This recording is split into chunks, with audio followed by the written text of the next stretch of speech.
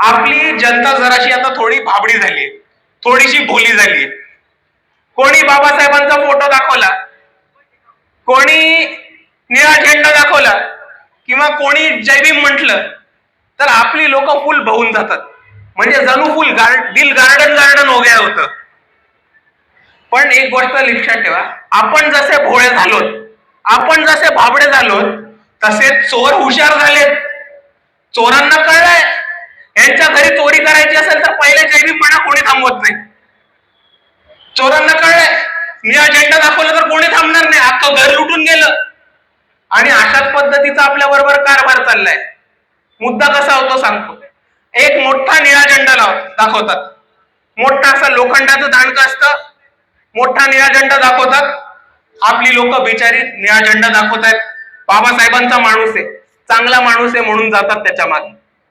मग एकदा आपली लोक त्याच्या मागे गेली की तो आपल्या निळ्या झेंड्यावरच धम्मध्वज काढतात आणि आपल्याच लोकांना त्याच बांबूने मारायचं काम इकडचे प्रस्थापित करतात. हे षडयंत्र आपण सर्वांनी समजून घेतलं पाहिजे. आणि हीच गोष्ट आपल्या बरोबर दर इलेक्शनला आतापर्यंत लोक करत आली. या मागच्या 2024च्या इलेक्शनला कोणीतरी निळा टी शर्ट घातला, छोटा लाल कलरचं संविधान दाखवलं आणि आपल्या सगळ्यांना येड बनवत फिरवलं. त्याच्या आधी हाच प्रकार नरेंद्र मोदींनी ठिकठिकाणी बाबासाहेबांच्या पुतळ्याला फुलं घालून केलाय. त्याच्या आधी हाच प्रकार शरद पवारांनी आपल्या बरोबर केलाय आणि शिवसेनेनी महाराष्ट्रामध्ये केलाय. आणि इथे यादी संपली नाही तर आता नवीन कॉक्रोच जनता पार्टी मार्केटमध्ये आली. कॉक्रोच जनता पार्टीचे संस्थापक अध्यक्ष अभिजितजी डिपके जेव्हा दिल्ली एअरपोर्ट वरती आले तेव्हा त्यांनी बाबासाहेबांचा एक फोटो घेऊन आलेले. बघितलं आपण सर्वांनी. बाबासाहेब आंबेडकर माय ऑटोबायोग्राफी असं पुस्तक घेऊन आलेले. बरोबर. किती लोकांना बरं वाटलंय बघून. आता मला एक गोष्ट सांगा, बाबासाहेब आंबेडकरांनी माय ऑटोबायोग्राफी ही लिहिली होती का? बाबासाहेबांनी आत्मचरित्र लिहिलंच नाही कधी त्यांचं. बाबासाहेबांचं एक पुस्तक होतं जे थोडं आत्मचरित्र टाईपचं होतं, ज्याच्यामध्ये त्यांनी स्वतःचा अनुभव लिहिला होता, वेटिंग फॉर अ व्हिसा नावाचं. बाबासाहेबांनी आत्मचरित्र लिहिलंच नाही. तरी हे भाऊ बाबासाहेब आंबेडकर माय ऑटोबायोग्राफी न्यूयॉर्क वरनं घेऊन आले, अमेरिकेवरनं. आता जर तुम्ही अभिजित डिपकेंनी जे पुस्तक पकडलेलं ते बघितलं तर ते बाबासाहेब आंबेडकर माय ऑटोग्राफी नावाचं पुस्तक आहे. आता हे पुस्तक आहे कोणाचं तर डायमंड पब्लिकेशनचं.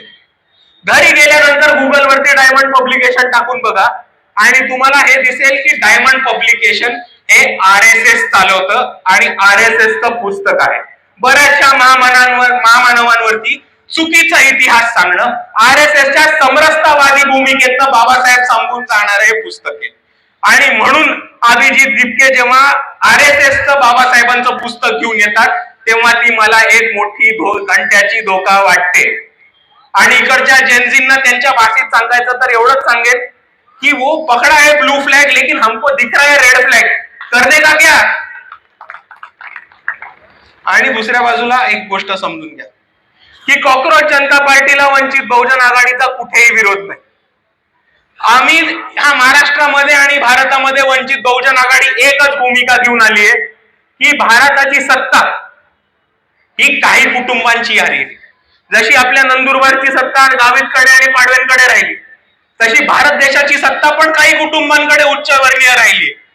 आणि जर इकडचा तरुण त्या व्यवस्थेला चॅलेंज करत असेल आणि त्या व्यवस्थेला एक पर्याय उभा करत असेल तर कॉक्रोच जनता पार्टीला वंचित बहुजन आघाडीने पाठिंबा देण्यास काहीही हरकत नाही.